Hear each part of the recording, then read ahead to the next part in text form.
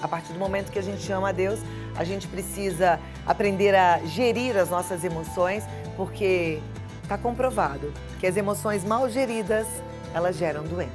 E segundo a Organização Mundial da Saúde, a OMS, o estresse atinge 90% da população mundial.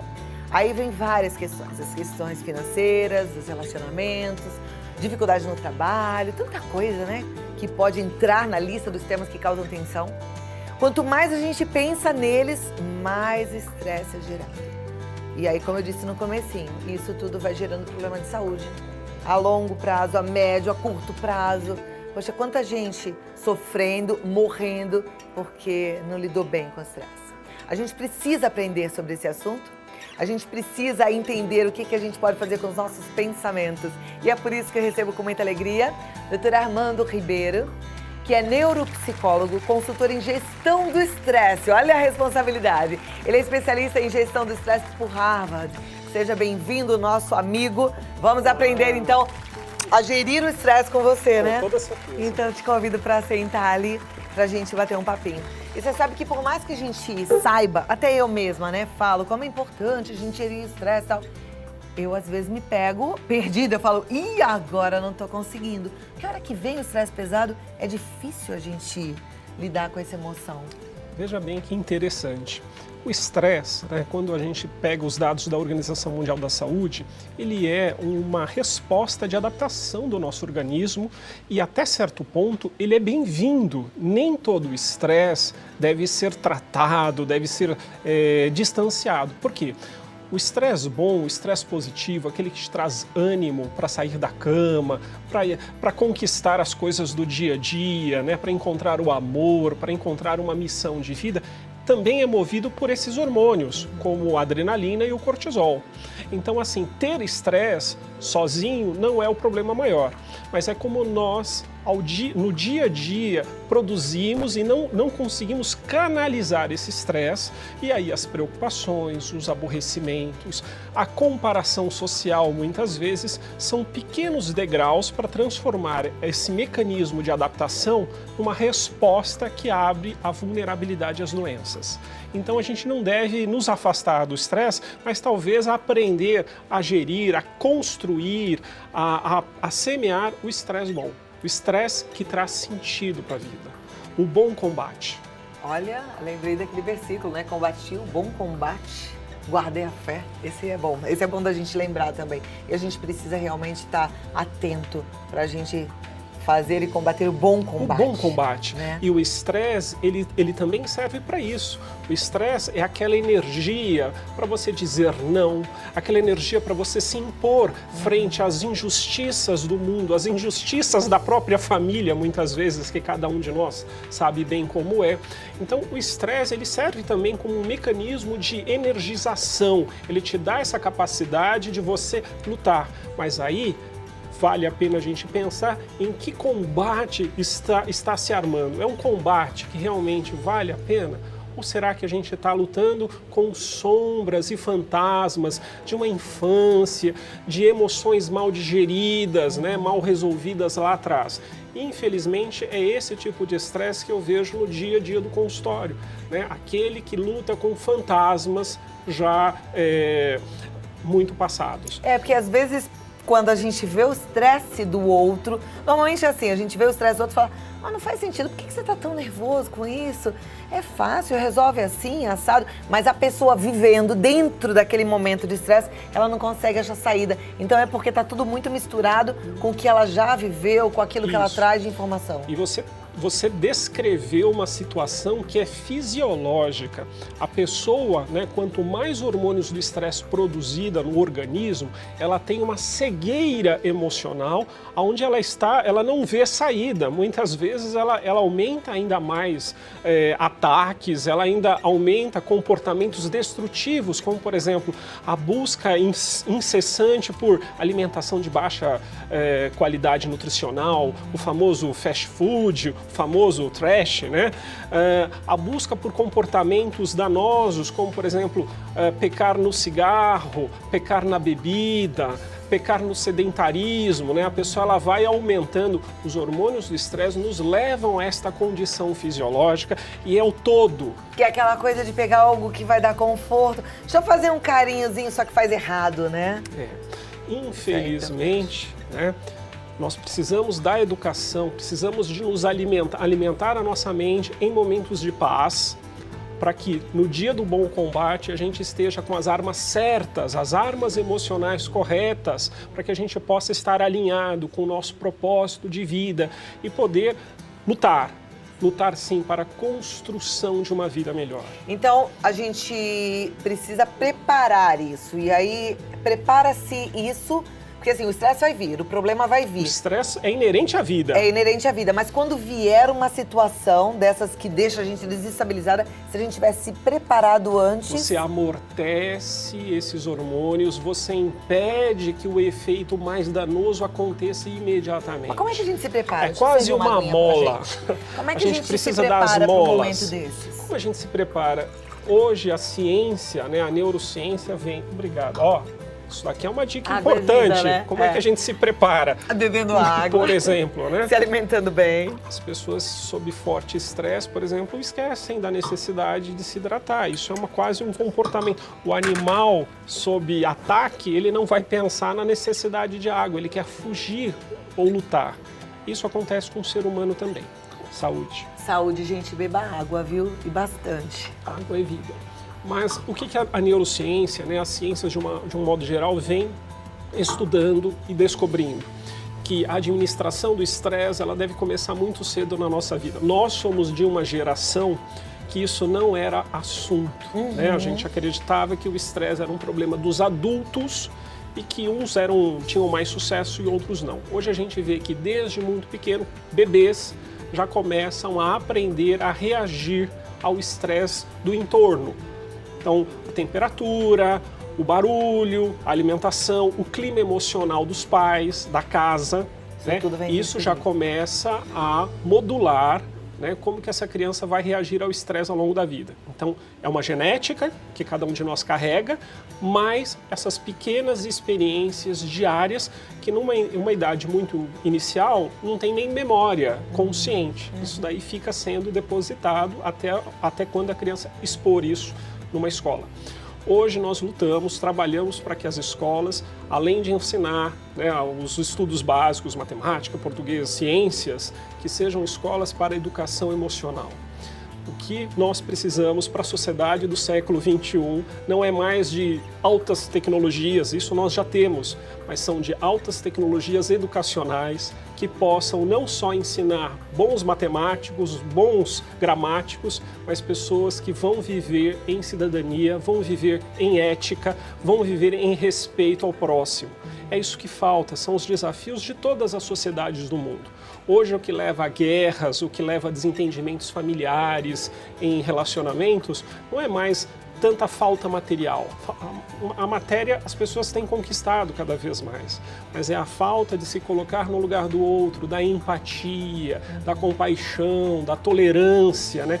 Todos dispositivos que devem ser ensinados às crianças nas escolas desde pequenininhas, né? Precisam de aprender, por exemplo, a dividir o brinquedo. Começa aí o treino de controle do estresse. Como que se administra?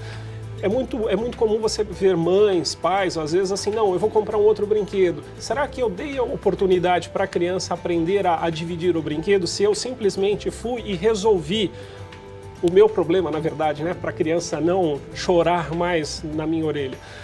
Mas a ideia é que uma educação emocional positiva, ela deve fazer parte, né? Hoje a escola não precisa só de tablet, a escola não precisa só de lousa cheia de tecnologia, mas de professores cada vez mais capacitados a reconhecer e a valorizar a expressão emocional e que os psicólogos e os educadores estejam mais próximos da população em geral. Isso seria ótimo, né? É o mundo ideal e eu espero que a gente esteja caminhando para tal. O fato é que não é todo mundo que tem acesso.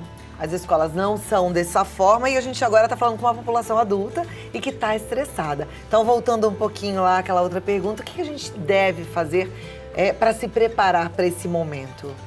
Em termos práticos. Em termos práticos, né? Então, por exemplo, a mudança do estilo de vida, a observância do estilo de vida já é uma ferramenta bastante importante. Às vezes, lá nos Estados Unidos, eles chamam de vacina anti-estresse. Então, você cuidar do corpo, através do que você ingere, alimentos mais nutritivos, alimentos de verdade, não é nada especial, alimentos de verdade.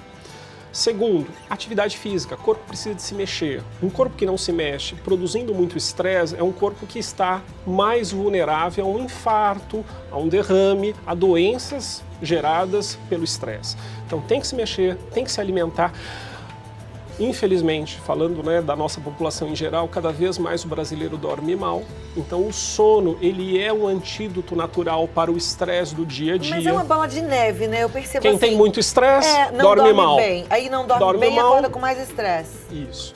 Então, por exemplo, existem já níveis de problemas ligados ao sono, né, de insônia, que devem ser tratados com médicos. É importante que a gente alerte a população, né? Dormir mal não é normal. Procure ajuda se for algo repetitivo que você não consegue mais fazer conexões com problemas da vida. Então, cuidar do sono. E aí, uma coisa que para a nossa população é muito importante. Aqui o teu programa fala bastante de culinária e fala bastante de artesanato. Esses são métodos culturais, são métodos da sociedade brasileira e que são formas anti-estresse muito eficientes. Uma terapia, né? Só que não pode ter aquela pressão, só que não pode ter aquele perfeccionismo. Muitas vezes eu venho no programa e depois as pessoas me escrevem: mas parece tão fácil fazer aquele artesanato, ou fazer aquela comida diferente, né? Mas assim, não é para ser como especialista, não faça, não é para competir. Faça para você, faça para você aprender, para você ter um tempo, né, de autocuidado, de observar o seu estado emocional durante a tarefa. Então, artesanatos e práticas, né, como por exemplo hoje a gente fala da gastronomia, mas da gastronomia de casa, né? Vai fazer uma salada, mas faça com presença de espírito. A técnica mais importante que eu fui aprender lá nos Estados Unidos, chamada de mindfulness ou atenção plena, é essa. Esteja presente nas coisas do seu dia a dia. Hoje, a mulher, o homem de casa está cozinhando, mas está pensando no que vai fazer em seguida.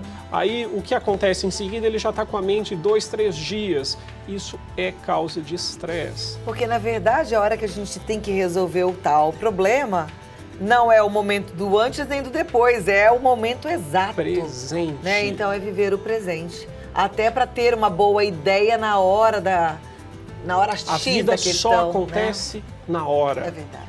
Né? Só que a nossa mente não. A nossa mente tem esta capacidade plástica de viver no passado, aprisionada no que deu errado, nas frustrações, nas decepções. E também criando futuros sombrios. Não vou conseguir, não vou dar conta, vão descobrir e assim por diante. Ambos estados mentais e emocionais são estados que potencializam os hormônios do estresse. O problema é que eles adoecem.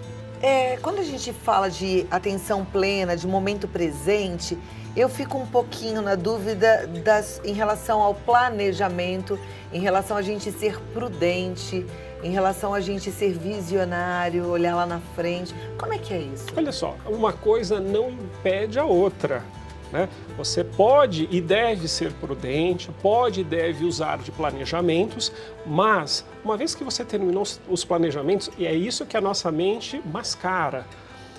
Se for prudência, chega uma hora que termina os teus planos. Só que a armadilha da mente é que ela nunca vê fim nesses planejamentos. Você não consegue desarmar esse circuito mental que vai gerando cada vez mais uma nova pergunta. Então você resolveu o seu dia de amanhã, imediatamente você já vai se perguntar, isso tudo no plano mental, o que você vai fazer no outro dia, no outro dia. Eu já recebi pacientes jovens que tinham uma programação em planilha até os 50 anos. Né? Parece incrível isso, mas a pessoa estava vivendo com uma programação sem saber se vai estar vivo até lá. E é uma dúvida importante, né? A ideia da mortalidade é uma ideia de você poder saborear o presente, estar com as pessoas, esteja de verdade com elas, né? Estar com o filho, abrace, esteja presente com o filho. Estar com o pai, com a mãe, esteja presente com o pai, com a mãe. E não como hoje, assim, eu vou fazer aquela visitinha para ser um bom filho ou um bom pai, mas na verdade o meu pensamento está distante. Eu volto aqui já já. Muito bom a gente parar um pouquinho para pensar nisso, né? Eu fico grata, porque eu sou dessas que volta e meio o pensamento vai e me dá uma rasteira. Vai lá na frente, vai lá atrás e faz uma salada geral. Aí vem um anjo desses aqui para colocar a mente da gente em ordem, colocar a gente de volta no eixo, né? Eu espero que você também tire proveito desse bate-papo como eu tô tirando, tá bom? Vamos lá. Armando, eu acho que a gente já tá aqui com uma boa noção do que a gente tem que fazer, né? Que é se cuidar hoje e agora. A gente só vai dar uma recapitulada, beber água, se alimentar bem, exercício físico e viver o momento presente. Tomar cuidado com a mente que vai lá longe. Sim. E com a mente que vai lá atrás. Agora, é importante a gente saber falar não, né? Eu digo que é quase um problema generalizado do povo brasileiro, da cultura brasileira, tanto que eu acompanhei há anos atrás uma pesquisa que comparava estudantes brasileiros com estudantes da Espanha. E quem conhece um pouco do povo espanhol sabe como eles dizem não muito facilmente, né? Bravos, sem culpa. Né? A fama é essa, né? São bravos, espanhóis. São maravilhosos, mas são diretos. São filhos, E o brasileiro, a gente acompanhou nessa pesquisa, né, que sofre muito dessa dificuldade de que o não, de impor limites, dizer o que realmente pensa, na nossa cultura é tido como falta de educação e assim por diante. Só que mais do que falta de educação, aliás, não é falta de educação. Dizer o não é se respeitar e respeitar o pedido do outro, né? Se você pode fazer, se você pode ceder, faça. Se você não pode, se há algum problema, né, na realização daquele pedido, pais, mães, e eu digo que as mães são piores, mães, filhos, aprender a dizer não é desatar o nó que vai gerar o estresse do futuro. Então, o que a gente precisa de colocar para dentro da mente, né? De que o não, muitas vezes, é aquele grau de dificuldade que a pessoa precisava ouvir ou passar para poder se desenvolver enquanto pessoa. Grandes empreendedores, empresários, cientistas, professores, pessoas da mídia, né? Escritores, receberam nãos para se transformarem naquilo que nós tanto admiramos. Então é a dificuldade que pode fazer com que a gente desenvolva casca, que a gente desenvolva aí, né, mais força para aquele propósito que cada um tem, né, de vida. Então o não deve ser uma vergonha, não deve ser algo para você ficar sem dormir, ficar encucado, mas que tenha claro o seu propósito de dizer um não. Não seja birra, não seja só por vaidade, por chantagem emocional. Se for uma criança pequena, é importante que os pais expliquem para ele o motivo do não. Claro que tem alguns nãos que envolvem perigo, que é não e não, né, por uma questão de urgência. Explicar, né? Por uma questão de urgência. Mas num outro momento, para crianças um pouco maiores, faz todo sentido que a gente conte o porquê do não. Porque não só a gente já está ensinando para ela que tudo no mundo tem limite, né? A gente não vive num mundo ilimitado, né? A gente precisa de respirar, a gente precisa de dormir, a gente precisa de pagar contas, né? Isso é viver em sociedade. Então não tem nada ilimitado. Mas dentro da nossa limitação humana, a gente pode descobrir meios de se superar e de desenvolver respostas para o problema original. É importante falar não. E quando a gente ouve essa explicação, o não vira um sim, né? Porque a gente fala um não, que na verdade a gente está falando porque eu quero que você esteja protegido, porque eu quero que você seja feliz, porque eu quero que você seja guerreiro, porque eu quero que você aprenda a se superar. É um não que vira um sim.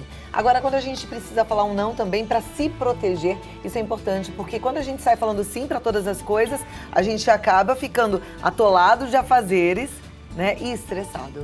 Algo muito comum no consultório, é importante até dividir com os nossos amigos de casa. Muitas pessoas que têm dificuldade de dizer não para os outros têm uma facilidade enorme de dizer não para si mesmo. né? Geralmente são pessoas que vão sofrer de uma falta de amor próprio enorme e de uma baixa autoestima enorme também. Então, não só é importante a gente educar os nossos filhos, os nossos colegas de trabalho, né? Que tudo tem limites. O bom convívio humano é um convívio que respeita limites, né? E é importante de traduzir para o outro o que significa isso para mim. Ao mesmo tempo, essa pessoa ela tem dificuldade de dizer não para si. De dizer sim. Sim, aliás. Né? Sim para si. Para si. Busque a melhor vida possível. Não é o emprego dos seus sonhos? Lute por um emprego melhor, por uma vida melhor. Lute, né, por aquilo que faz sentido, que traz o senso de propósito para você. Geralmente essas pessoas com muita dificuldade de dizer não para o outro, dizem não a todos os sonhos. Dizem não até para aquele sono gostoso e reparador, né? Eu vejo algumas telespectadoras que falam, eu não consigo mais dormir porque eu tô tão cansada e os meus filhos me preocupam e eu não durmo, né? Então, assim, é importante dormir, né? É fundamental dormir. E a gente fala que muitas vezes a sua própria consciência é um termômetro fundamental de como que você está lidando com os sims e os nãos ao longo da vida. Quando você vai dormir, aquela conversa com o seu travesseiro, né? Como está essa conversa? É uma conversa harmoniosa e ele te permite descansar, se renovar? Ou sempre é uma conversa difícil? Porque é para a cama que nós vamos levar os ganhos e as perdas do dia a dia. E ainda tem aquela coisa de falar sim para todos e no final ficar mal visto, porque não vai dar conta de resolver ou de estar disponível para todos os compromissos que você disse sim, né? Eu li um livro uma vez que falava disso, de uma moça, ela era tão atarefada porque ela não conseguia colocar limite nas situações, nas relações, então ela se comprometia de cuidar do filho da amiga, se comprometia em cuidar dos próprios, de trabalhar, de fazer o supermercado para a mãe, e no final das contas ela ficava péssima porque ela não dava conta, e é impossível mesmo, aí eu vou né? ser mais enfático, quem diz sim a todos geralmente não se ama. O amor próprio, ele envolve negar certos pedidos no momento certo, né, no contexto certo. Então, muitas vezes, por trás dessa dificuldade de dizer não, existe aí uma ferida aberta, muitas vezes há muito tempo na vida da pessoa, de se amar e respeitar os seus próprios limites. Amanda, eu vou pedir para que você, é um desafio, a gente não tinha combinado isso, mas para que você, a gente ainda tem um tempinho, fale diretamente agora com o nosso telespectador e que de alguma forma deixe as pessoas que estão angustiadas, se sentindo culpadas, com dificuldade de dizer não, com dificuldade de gerir seu próprio estresse, que elas possam praticar algo com você agora e que elas possam, a partir deste momento, mudar um pouquinho o estado mental e emocional. Vamos fazer? Sim, perfeito. A gente tem 4 minutinhos aí. Convido para que você em casa preste bastante atenção e siga as instruções do nosso querido professor Dr. Armando Ribeiro. Pois bem, ao meu colega, ao nosso colega de casa, né? Eu acho que o primeiro entendimento é perceber que o estresse, ele é um super aviso, é um recado do nosso organismo falando, olha, você está lidando com limites, você está lidando com perigos. O que eu posso fazer com esse perigo? Eu posso resolvê-los, mas muitas vezes o estado mental decorrente desse estresse, ele faz com que a gente não enxerga a situação como ela de fato é. O primeiro e mais importante aviso, voltar-se para dentro de si e prestar atenção na respiração.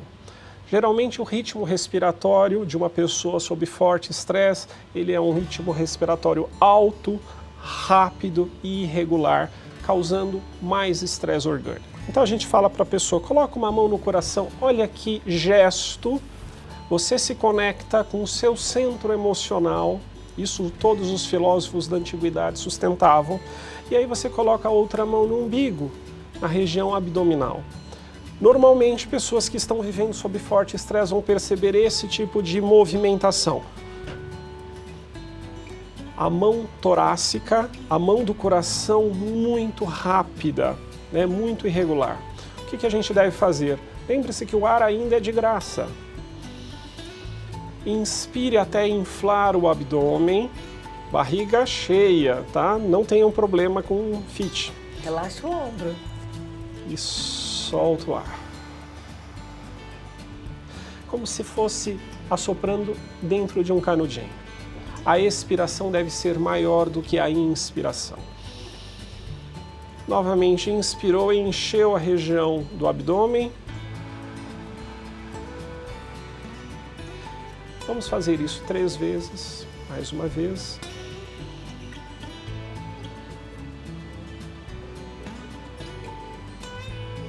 Quando soltar o ar pela 3ª vez, volte a um pensamento de autocompaixão. Volte a sentir amorosidade pela vida que você tem nas mãos, pelas pessoas que dependem de você e que se inspiram em você. Seja você a fonte de amor de sua própria vida e da vida das pessoas que estão ao seu redor. Eu acredito que o amor é o melhor caminho para que a gente possa lutar o bom combate e que a gente possa fazer diferença na vida que temos. Que lindo, E é o meu recado. Obrigada. Vamos colocar em prática e vamos manter a nossa mente, o nosso coração nesse ritmo, com essa compaixão própria, vivendo amor e distribuindo amor. Isso é muito bom. Lindo, lindo. Obrigada, viu? Doutor Armando Ribeiro, neuropsicólogo. Você vê, né? É gratuito isso tudo que a gente tem. A respiração é nossa. Você falou tão bem. A gente não paga pelo ar. Mas vamos aprender a lidar com as nossas emoções, a respirar e a cuidar bem da gente. Ele tá no Twitter como Armando_Ribeiro. Tá no Instagram também. Instagram. Que também é Armando_Ribeiro? Não, Armando RNN. Armando RNN. Somos amigos, Ele hein? é meu amigo lá, você vai encontrá-lo na minha lista de amigos. E o site é armandoribeiro.blogspot.com. Pensamentos que causam estresse? Vão embora, vamos viver o momento do agora. É o tempo presente que importa. Obrigada e até a próxima. Agradeço. Muito bom.